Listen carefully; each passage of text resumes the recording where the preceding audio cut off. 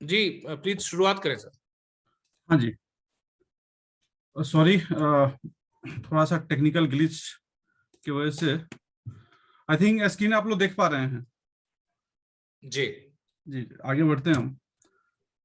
ये कौन स्क्रीन पे लिख रहा है भाई?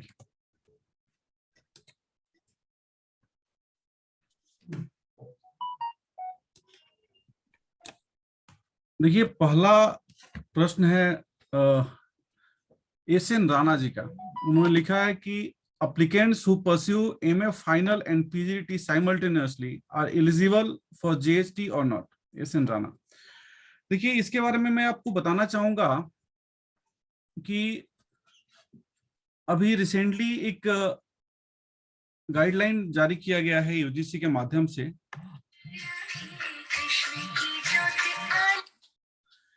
यूजीसी के द्वारा एक गाइडलाइन जारी किया गया है और उसमें लिखा गया है कि आप कर सकते हैं एमए और पीजी डिप्लोमा दोनों एक साथ आप कर सकते हैं।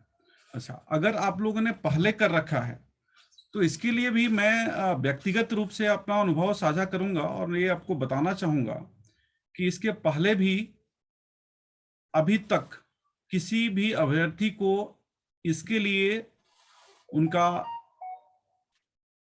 कैंडिडेचर कैंसिल नहीं किया गया है कि एमए और पीजीडीटी उन्होंने एक साथ किया है। इसलिए आप लोग इससे निश्चिंत रहें। और मैं खुद आपको व्यक्तिगत अनुभव साझा करूंगा कि मैं खुद एमए और पीजीडीटी इग्नू से मैंने पैरेलल किया है एक ही सेशन में, और विथ परमिशन मैंने इग्नू रीजनल सेंटर को मैंने ईमेल किया था कि सर मैं ऑलरेडी एमए कर रहा हूं और मुझे पीजीटी एडमिशन लेनी है। तो असिस्टेंट रजिस्ट्रार का ईमेल आया कि आप ले सकते हैं और मैंने एडमिशन लिया है। तो आप लोग निरर्थक इस तरह के बात में आप अपना समय व्यर्थ ना करें, आप आगे बढ़ते रहें, कोई परेशानी की बात नहीं है।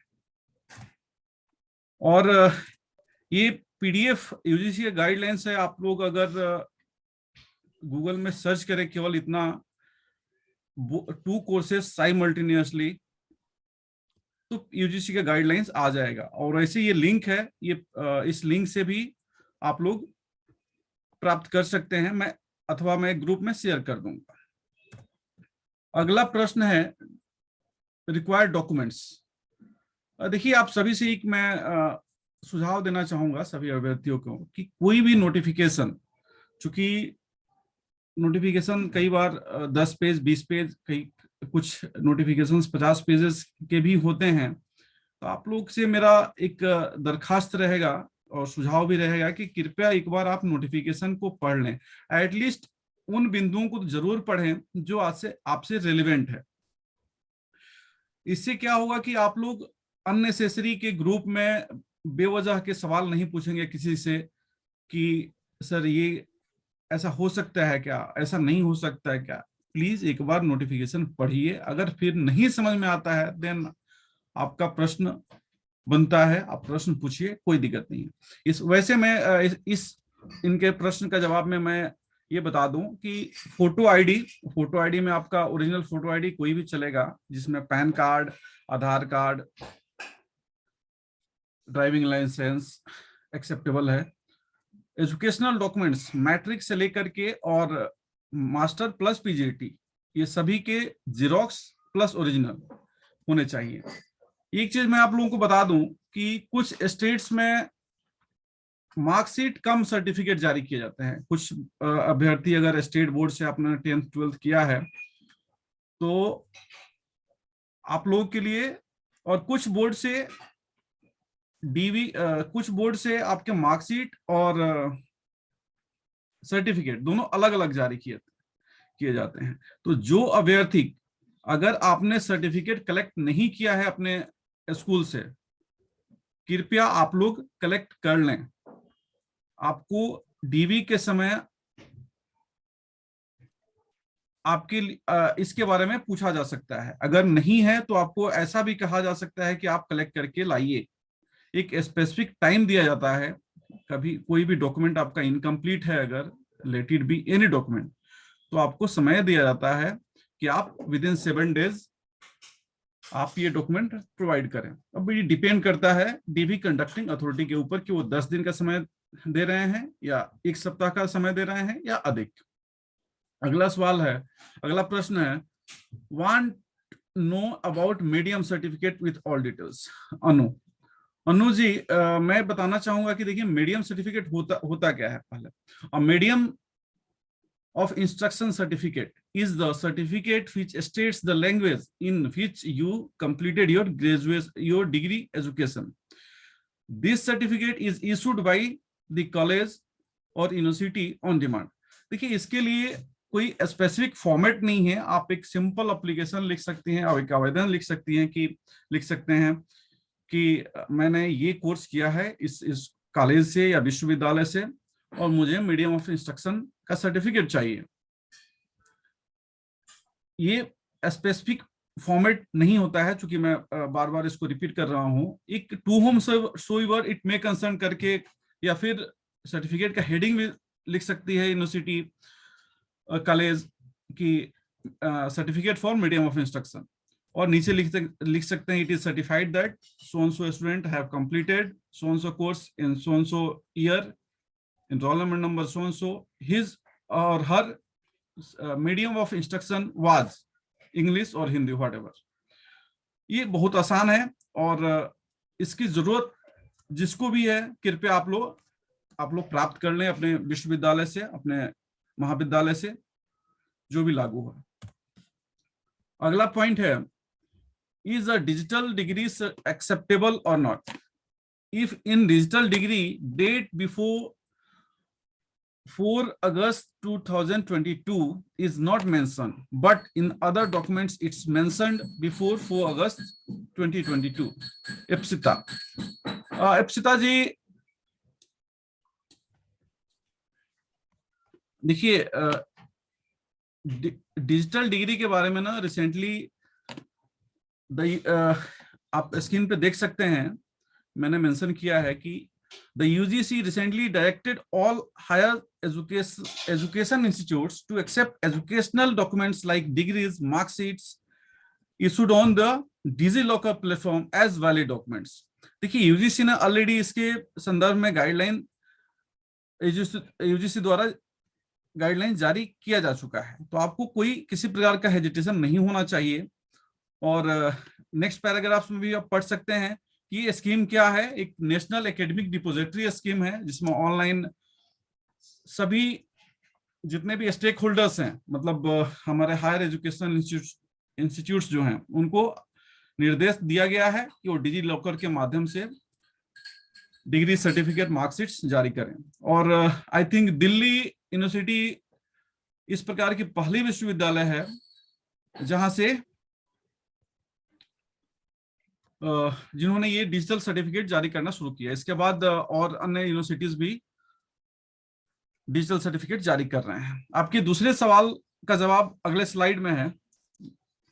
देखिए आप अगर नोटिफिकेशन का पैरा 9.3 पढ़ेंगे तो उसमें लिखा है कि the candidates must possess essential qualification on or before the closing date of receipt of online application, that is 4 August 2022।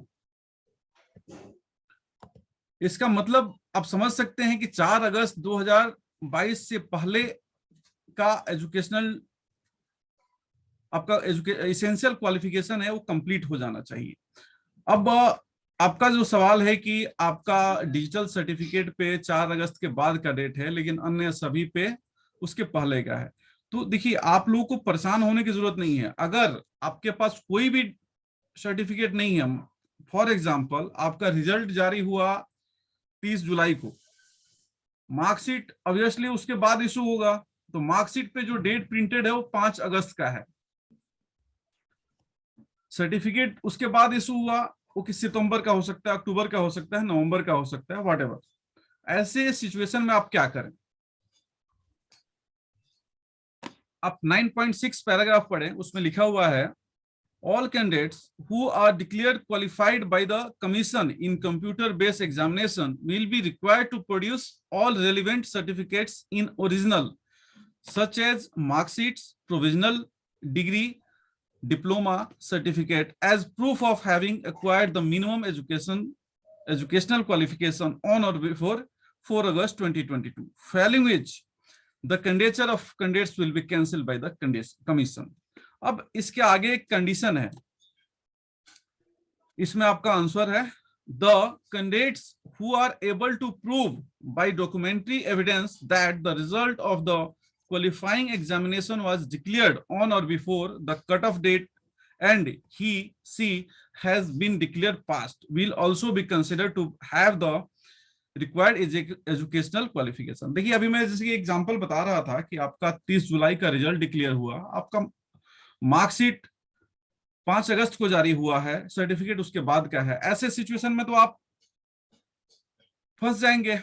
करना क्या है, आप अपने कंसर्न यूनिवर्सिटी कॉलेज जो भी है उनसे सिमिलरली एप्लीकेशन लिखिए कि सर हमें एक सर्टिफिकेट चाहिए जिसमें ये लिखा हो कि आपका रिजल्ट किस डेट को पब्लिश हुआ है। फॉर एग्जांपल अगर 30 जुलाई की हम बात कर रहे हैं उदाहरण के तौर पे, 30 जुलाई उसमें लिखा होना चाहिए कि यह प्रमाणित किया जाता है कि इस कोर्स का रिजल्ट इस डेट को पब्लिश किया गया था। यह सर्टिफिकेट आपके लिए वैलिड होगा। मतलब कहने का तात्पर्य यह है कि आपको एक एविडेंस, एक साक्ष्य प्रस्तुत करना होगा जिससे यह पता चले कि आपका रिजल्ट 4 अगस्त 2022 से पहले डिक्लेयर किया जा चुका है। उम्मीद है आपके इस प्रश्न का उत्तर मिल गया होगा। अगला सवाल पे बढ़ते हैं। अगला प्रश्न है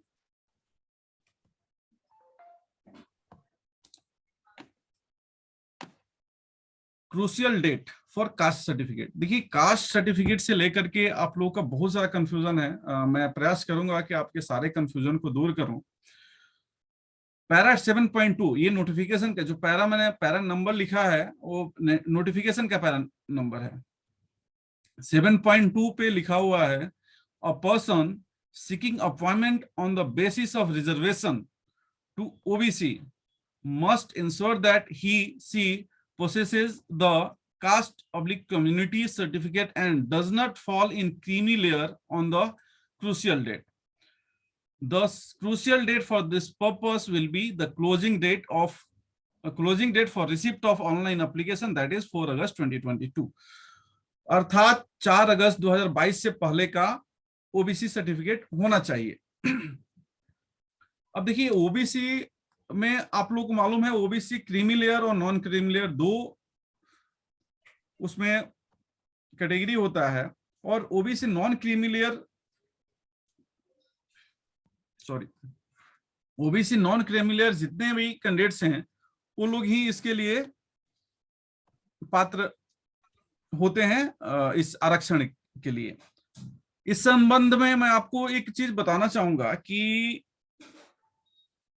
DOPT ministry of personnel public grievances and pension department of personal training, DOPT Bharat सरकार की एक संस्था है, भारत सरकार का एक मंत्रालय है। और इस मंत्रालय द्वारा 31 मार्च 2016 को एक पत्र, एक मेमोरेंडम जारी किया गया और उसमें यह मेंशन किया गया है कि ओबीसी सर्टिफिकेट की वैलिडिटी क्या होगी। अब वो जो सर्टिफिकेट है उसके बारे में ये लिखा गया है कि every candidate seeking reservation in central government post and services OBC candidate is required to submit a certificate confirming his status of OBC and also produce non-creamy layer status issued by an authority mentioned in DOPT office memorandum so dated 1993. अब इसमें एक illustration के माध्यम से बताया गया है कि 3 कंसेक्यूटिव फाइनेंशियल ईयर्स का इनकम के बेस पे आपका non creamy layer certificate, non creamy layer का स्टेटस डिसाइड किया जाता है।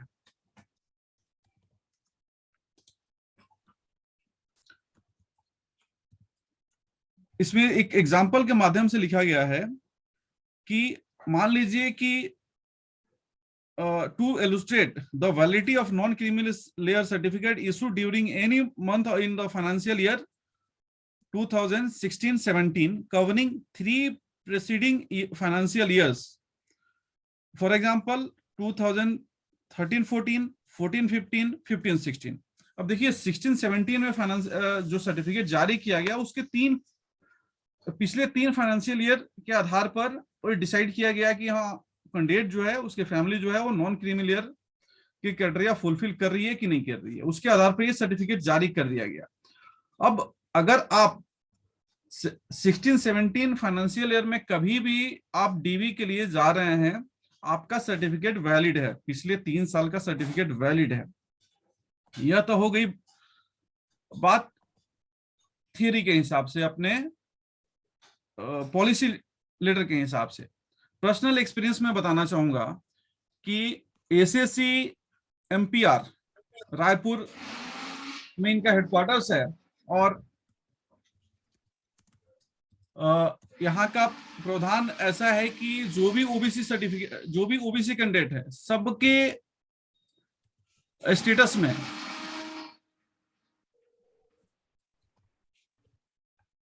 जब लास्ट में आपका डीबी हो जाता है तो एक स्लिप दी जाती है, उस पे पी और सी लिखा जाता है। सी का मतलब होता है क्लियर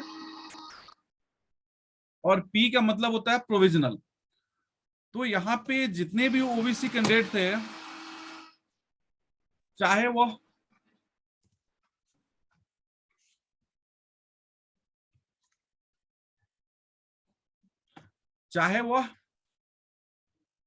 उनका सर्टिफिकेट उस करंट फाइनेंशियल ईयर का हो या 2 साल पुराना हो, सबको प्रोविजनल स्टेटस दिया गया और ये कहा गया कि हम बाद में इसके बारे में हम आपको सूचित करेंगे। हालांकि ऐसा कुछ हुआ नहीं, किसी के साथ कुछ प्रॉब्लम नहीं हुआ। हाँ, जिनका 3 साल से ज्यादा पुराना था उनको जरूर बोला गया कि आप 1 सप्ताह के अंदर बनवा के दीजिए। देखिए, आप लोग अगर सर्टिफिकेट आपके पास ओल्ड है, प्रीवियस ईयर में, प्रीवियस फाइनेंशियल ईयर्स में जारी किए गए हैं, तो आपके लिए मैं व्यक्तिगत तौर पर एक सुझाव देना चाहूंगा कि आप लोग इस करंट फाइनेंशियल ईयर में सर्टिफिकेट जरूर बनवा लें, बनवा के रखें, कोई दिक्कत नहीं है। इसलिए कि कई जगह पे आप गूगल पे जब सर्च करेंगे, तो मैंने खुद इसके बारे में जानने की कोशिश किया और उस पे कई जगह लिखा हुआ है कि validity of OBC non creamy layer certificate is 1 year और कहीं कहीं लिखा हुआ है 3 इयर्स। अब ये डिपेंड करता है, ये वेरी करता है person to person and case to case. अब इस बार जैसे कि आपको पता है कि शायद डीवी जो है एसएससी के माध्यम से ना होकर के रिस्पेक्टिव डिपार्टमेंट मिनिस्ट्री के द्वारा कराया जाएगा। फिर उनका कैसा इंटरप्रिटेशन होगा, वे लोग इसके लिए किस नजरिए से देखते हैं, ये डिपेंड करता है।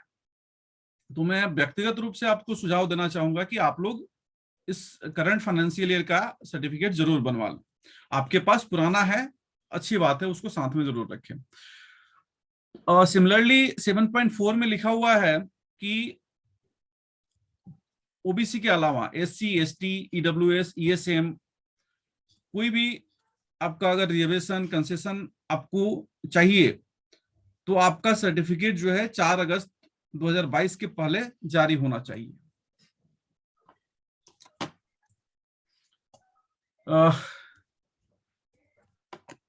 देखिए, जैसे कि मैंने यहाँ पे मेंशन किया है कि the validity of OBC certificate non creamy layer is usually for 1 year, it is valid for 3 years in some states. अब देखिए, जैसे कि मैं अभी ऑलरेडी मैं एक्सप्लेन कर चुका हूं कि इसमें एम्बिग्विटी है, person to person, department to department vary करता है। तो मेरे तरफ से एडवाइस रहेगा कि आप लोग बनवा के रखें।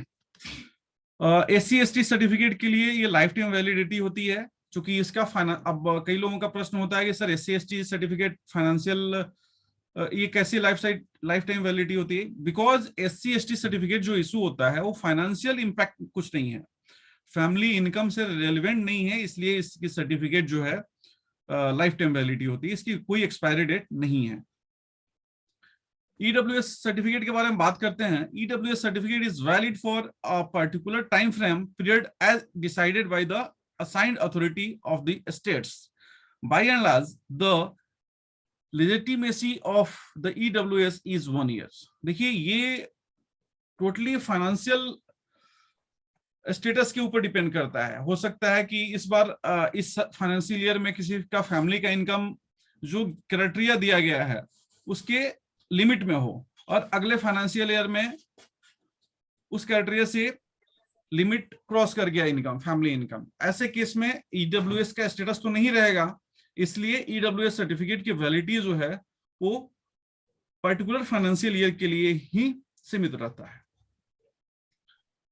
नेक्स्ट पॉइंट एक और बहुत इंपॉर्टेंट पॉइंट है। आप लोग कई बार मैंने व्हाट्सएप ग्रुप और टेलीग्राम चैनल के ग्रुप में देखा कि इनकेस अगर हम ओबीसी सर्टिफिकेट नहीं प्रोड्यूस कर पाए या फिर जो भी कैटेगरी है आपका सर्टिफिकेट प्रोड्यूस नहीं कर पाएंगे, देन व्हाट।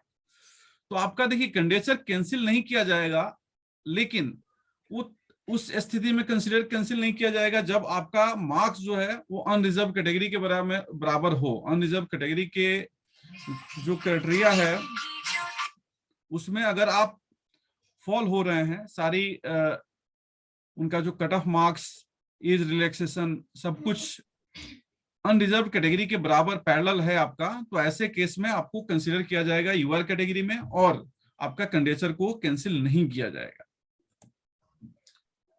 कट ऑफ के बारे में हम बात कर रहे हैं। कट ऑफ मिस्टर सबीर का एक प्रश्न है कि view of experts on expected final cut off category wise considering vacancy and level of paper 2। Sabir, देखिए साबिर जी, मैं यहाँ पे एक आपने जो वर्ड यूज किया है एक्सपर्ट्स, तो एक्सपर्ट्स तो मैं अपने आप को नहीं बोल पाऊंगा क्योंकि मैं एक्सपर्ट नहीं हूं। हाँ, मैं आप लोग से ये जरूर मैं बता सकता हूं कि मेरा जो अनुभव है डीवी और इंटरव्यू का, तो वो मैं जरूर आपको साझा कर सकता हूं, सो दैट कि आपको लगे कि हाँ भाई ये किस हैसियत से या किस कैपेसिटी में ये एक्सप्लेन कर रहे हैं, और जो एक्सप्लेन कर रहे हैं वो हम माने या ना माने।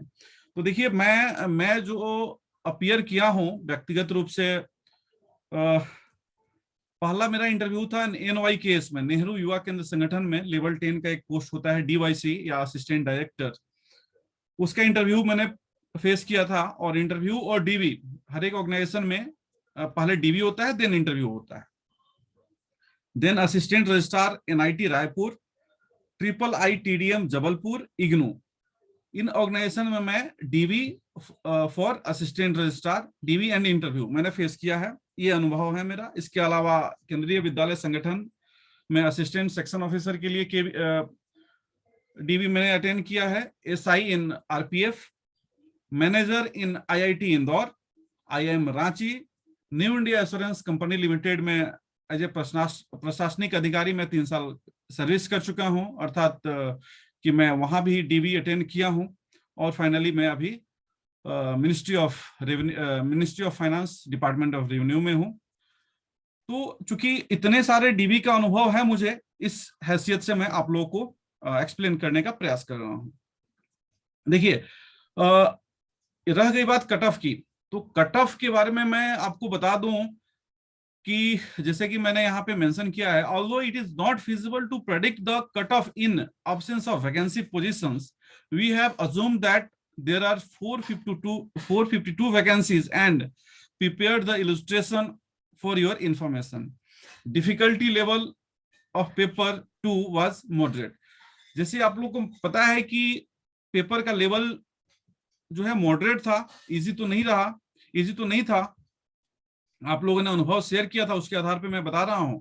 और जैसे कि अलग अलग सोशल मीडिया के माध्यम से हमें पता चला कि लगभग 450 की वैकेंसी होने वाली है।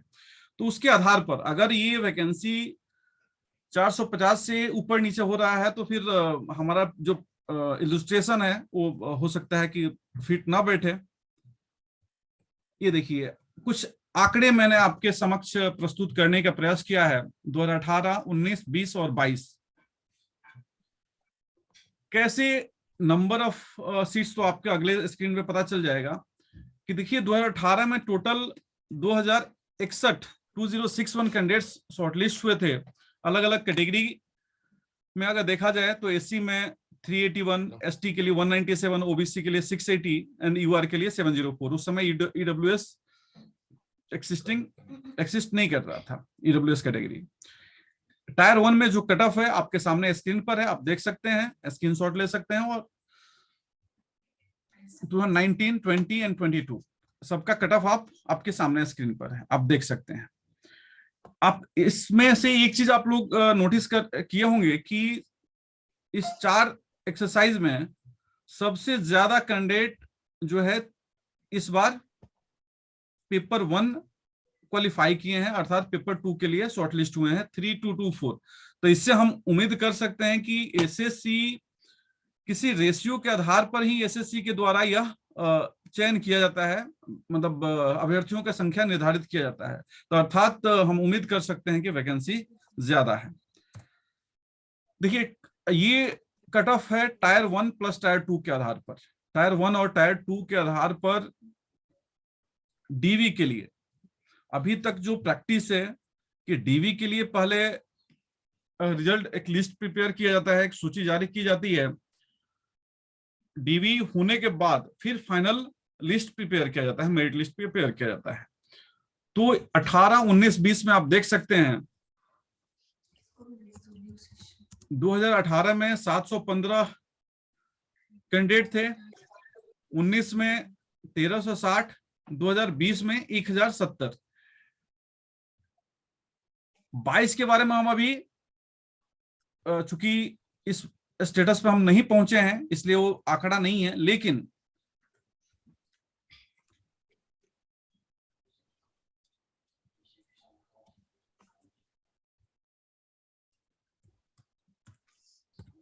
अच्छा आगे है। अच्छा, फाइनल सिलेक्शन हम देख लेते हैं। 2018, 19, 20 में फाइनल सिलेक्शन के लिए कैटेगरी वाइज कट ऑफ आपके सामने स्क्रीन पर है। 2018 में टोटल वैकेंसी 104 थी। फाइनल के लिए कट ऑफ थोड़ा सा, चूंकि नंबर ऑफ सीट्स कम है तो कट ऑफ ज्यादा होना ही है, इसमें कोई डाउट नहीं है, कोई संदेह नहीं होनी चाहिए। 2019 में आप देखें vacancy 325, cut off comparatively down. 2020 में क्या हुआ था कि यह वैकेंसी जो आपके सामने 182 जो दिख रहा है, यह फिगर था 283, और एसएससी के द्वारा बिल्कुल फाइनल मेरिट लिस्ट जारी करने से कुछ महीना पहले एक नोटिफिकेशन जारी करके बताया गया कि 101 वैकेंसीज कम कर दी गई है और फाइनल वैकेंसी जो है 182 है। उसके हिसाब से आप पिछले स्क्रीन पे देखेंगे, अगर डीवी के लिए जो कट ऑफ था, फॉर एग्जांपल एससी के लिए 230 और यूआर के लिए 254। अब ये देखिए दो फिगर जो है फाइनल के लिए कैसे बढ़ गया, 30 से डायरेक्ट 74 हो गया और 54 से 283 हो गया। तो आप समझ सकते हैं कि कितने सीट कम होने की वजह से ये आंकड़े कैसे परिवर्तित हो गए। ये स्क्रीन पे क्या लिखे हैं भाई, जो भी है प्लीज आप इसको, बात आपको मौका दिया जाएगा, आपको मौका दिया जाएगा, आप लोग बोल देंगे ये स्क्रीन पे ऐसे ना लिखें प्लीज, इसको इरेज कर सकते हैं तो आप कर लीजिए, मेहरबानी होगी आपकी। देखिए कट ऑफ, जो एक्सपेक्टेड कट ऑफ जो हमने वर्कआउट किया है, अब ये चूंकि आप जो व्हाइट एरिया देख रहे होंगे, अब इसमें कैटेगरी वाइज वैकेंसीज होनी चाहिए। अगर कैटेगरी वाइज वैकेंसीज हैं तब हम उम्मीद कर सकते थे, इलस्ट्रेट कर सकते थे, प्रेडिक्ट कर सकते थे ये आंकड़े। तो मेरे हिसाब से अगर डीवी हुआ तो देखिए 2 कंडीशन है, जैसे कि नोटिफिकेशन में दिया गया था कि डीवी रिस्पेक्टिव डिपार्टमेंट्स, मिनिस्ट्री के द्वारा कराया जाएगा, ना कि एसएससी के।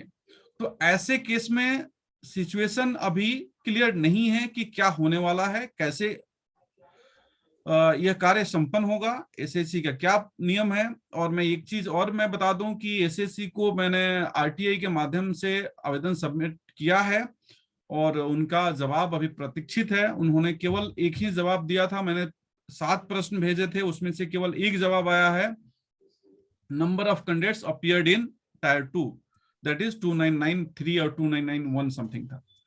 तो देखिए यहाँ पे अच्छा, और ग्रुप में, व्हाट्सएप ग्रुप या टेलीग्राम चैनल पे हमने देखा था कि एक WhatsApp newspaper cutting publish circulate हो रहा था। उस न्यूज़पेपर कटिंग में एसएससी इलाहाबाद रीजनल ऑफिस के रीजनल डायरेक्टर का स्टेटमेंट था कि पहले डीबी कराएंगे, उसके बाद फिर फाइनल मेरिट लिस्ट तैयार की जाएगी। अगर ऐसा होता है तो उस सिचुएशन में एसटी के लिए 140 प्लस माइनस 5 मार्क्स आपके पेपर डीबी के लिए सफिशिएंट रहेगा। अगर आप 140 और उससे ज्यादा अंक प्राप्त कर रहे हैं तो आप डीबी के लिए शॉर्टलिस्ट हो सकते हैं। एसटी के लिए 136, ओबीसी के लिए 190, ईडब्ल्यूएस के लिए 118, यूआर के लिए 220। और फाइनल सिलेक्शन के लिए आफ्टर डीबी फाइनल सिलेक्शन के लिए एससी के लिए 192, एसटी के लिए 185, ओबीसी के लिए 242, ईडब्ल्यूएस के लिए 190, यूआर के लिए 252। देखिए एक छोटा सा नोट मैंने लिखा है, आप पढ़ सकते हैं कि this is only for registration in absence of category wise vacancy position, cut off can not be predicted. तो आप उम्मीद है मैं आपके सारे सवालों को कवर कर पाया हूं।